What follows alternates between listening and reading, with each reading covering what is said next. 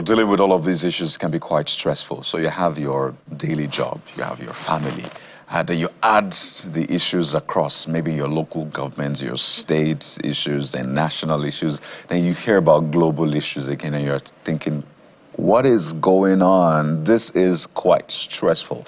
So today we want to help you distress, right? So we're not just talking about the issues, we're also helping you to properly internalize and compartmentalize these issues. For your good, right? Yes, you're welcome.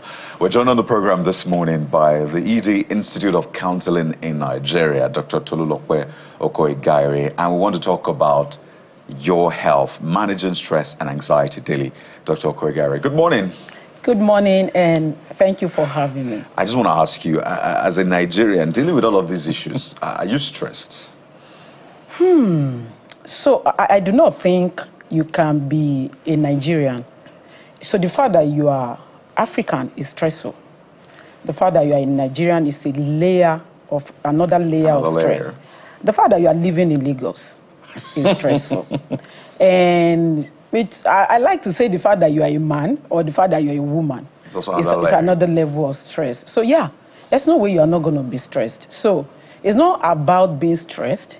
It is how you are managing the stress. So yeah, sometimes I get stressed, but I'm good at managing it. I've mastered the skills. Fantastic, and that's what we want to talk about today. I want to establish that everybody experiences stress, even you as an expert, right? So let's talk about managing it. I know they say there's good stress, eustress, or something like that. But then I'm sure a lot of people are thinking, no, I've never experienced good stress. So what is the ABC, if it's anything like that, of managing all of these stressors now? Okay, so stress is part of life. You cannot even escape it. And that is where some people are getting it wrong. You are looking for a situation where everything will just be perfect. You're going to wake up, it's going to be a bright, good day. Nothing is going to stress you. And then you go out, you come back. As in, even trophy wives, they are stressed. So there's never going to be a time where your life is going to be perfect and nothing is going to just jump up from somewhere to stress you. It's not going to happen. So people should remove that unrealistic expectation. Whether you are living in America or you are living in Canada, wherever. I understand that it's more stressful here, but stress is part of life. If you don't want to be stressed, then just go to rest permanently. That's it. Stress is part of life. Which we do not advise. So people need, which I do not advise. So people need to realize that, you know, that mindset of, oh, I'm so stressed, what is going on with me? You need to drop it and realize that stress is part of life. So you now move to, now this thing, I cannot avoid it. So how do I manage it? What you need to do, and the first thing I would say is, just recognize your stressors. You need to be self-aware. That's the first point. And find out what exactly is stressing me. I'm stressed. What is stressing you?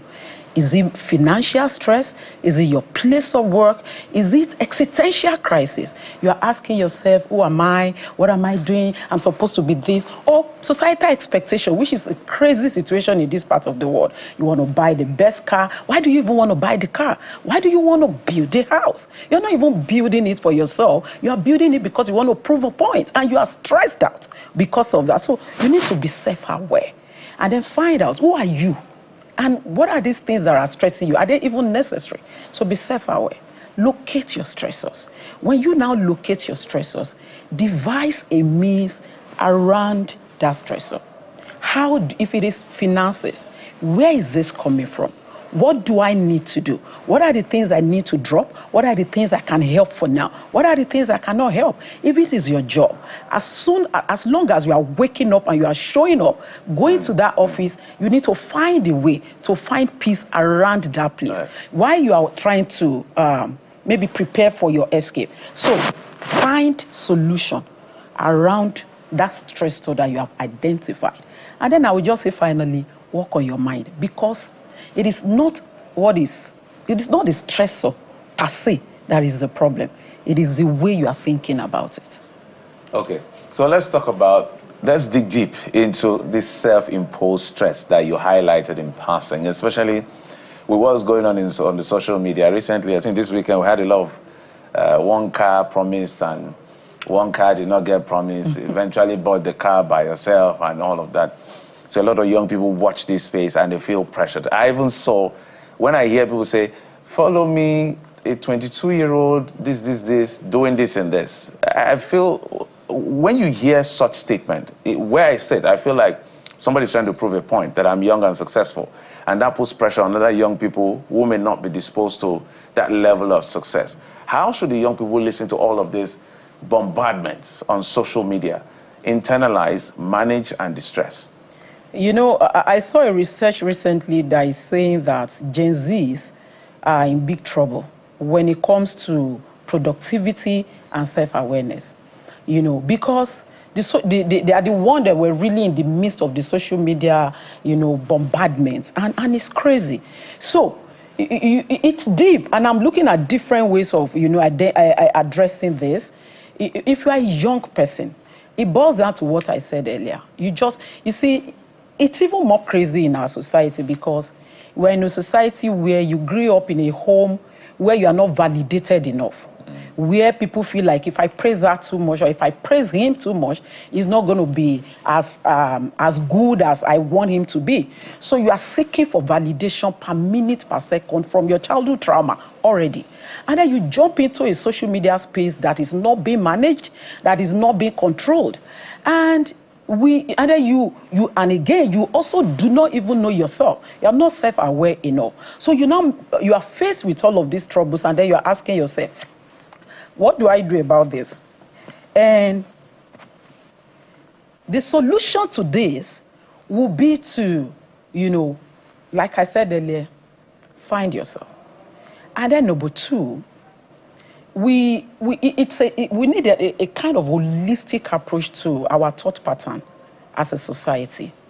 It's deep, right? We need to move for a society where people, if you are walking into an office, people are looking at the shoe you are wearing, the car you are driving. That is what is going to determine whether everywhere you go, you are going for Christmas, you want to go and show off your, like, we're in a society where people will kill their parents for money, not necessarily because they need it, but because of the, you know, mental issues, the trauma that they have gone through while they were young, and the way we glorify material things. So if you find yourself in this space, you really just need to find yourself.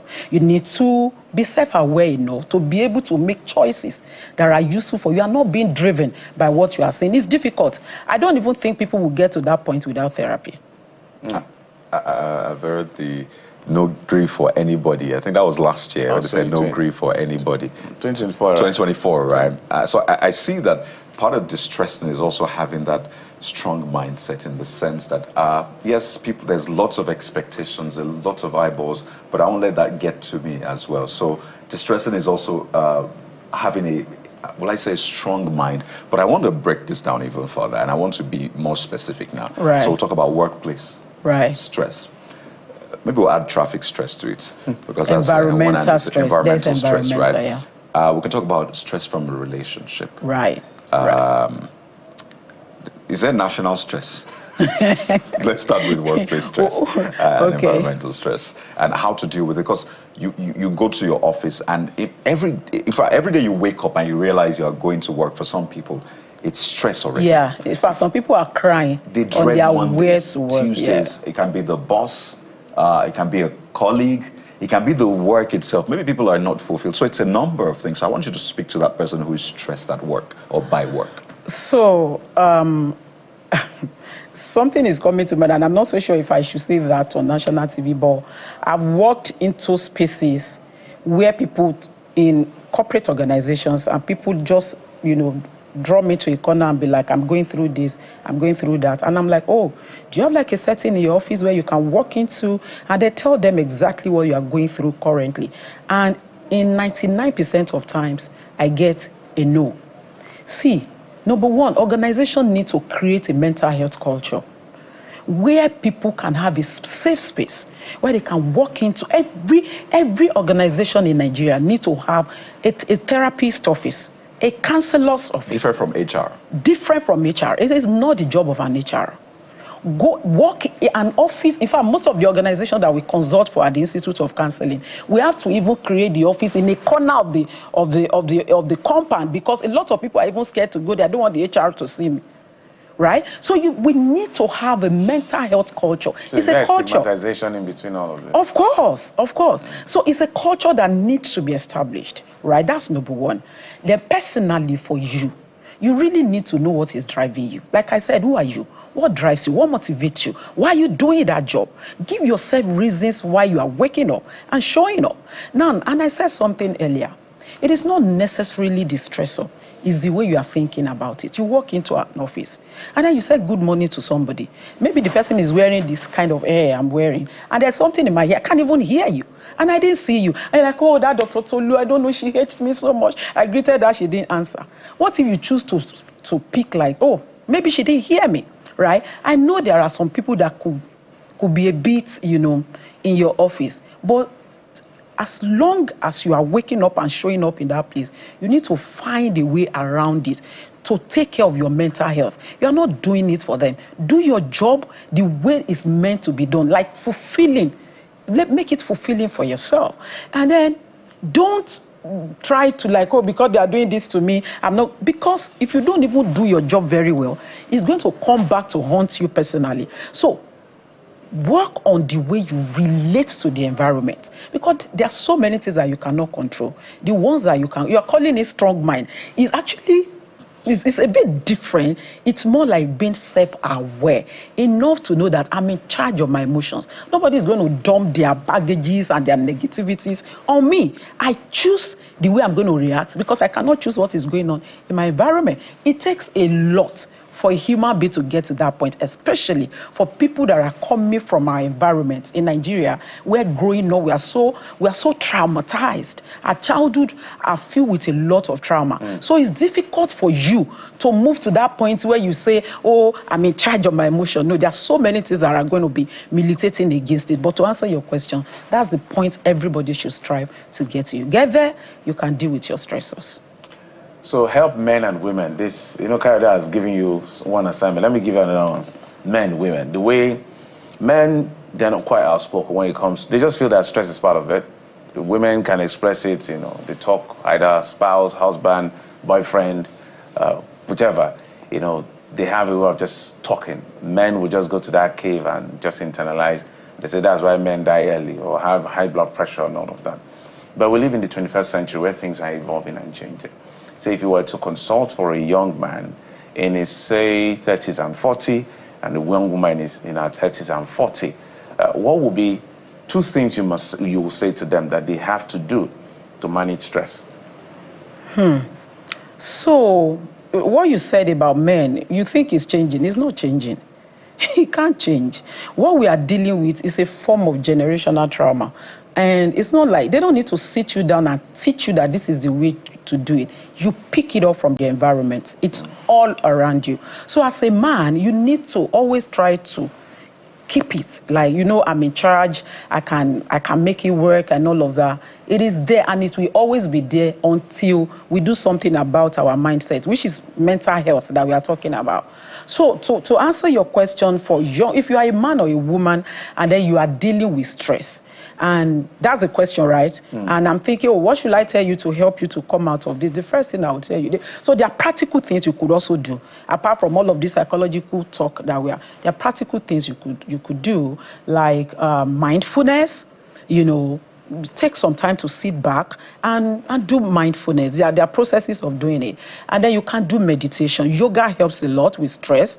And then you can, like I said, locate your stressor. So for a young woman, I would just tell you, like, you need to find yourself. Find yourself and then do all of these other self-therapy that you can do for yourself to help you with the stressors. And for a man, I would tell you to, like, forget the expectation that the society has placed on you. You need to also find yourself. Who are you? And where are you heading to? Locate your stressors and choose how you react to your situations. There you go. Yeah. We have just 30 seconds left, and I need to squeeze this in. Yeah. When should you move away from your stressor? When should you up and leave? Okay, so there are times that The office, a relationship, a space where you really, in fact, you need to get to that point where you know when to leave. In fact, while you are trying to, if an environment is toxic, you will know. While you are trying to take care of your mental health in the midst of the toxicity, you should be planning your exit route as well. So when it gets to that point, you know that there's nothing I can do about this, and this is really affecting me. You just really need to take yourself out of that space. Thank you very much for this. Yoga will help. And breathing exercise, like take it in and breathe it in through your nose and out through your mouth. And yoga it. Fantastic conversation. We're glad we're able to have this one because it's something we overlook a lot. We've been speaking with Dr. Tolulope Okoigare, the ED Institute of Counseling in Nigeria, talking about how to manage stress and anxiety daily. Thank you for your time. Thank you for having me. So there you go. We hope we've been able to give you some real life hacks to managing stress. But we'll take a moment now. While you distress, we have more valuable conversation for you. So stay with us and be right back.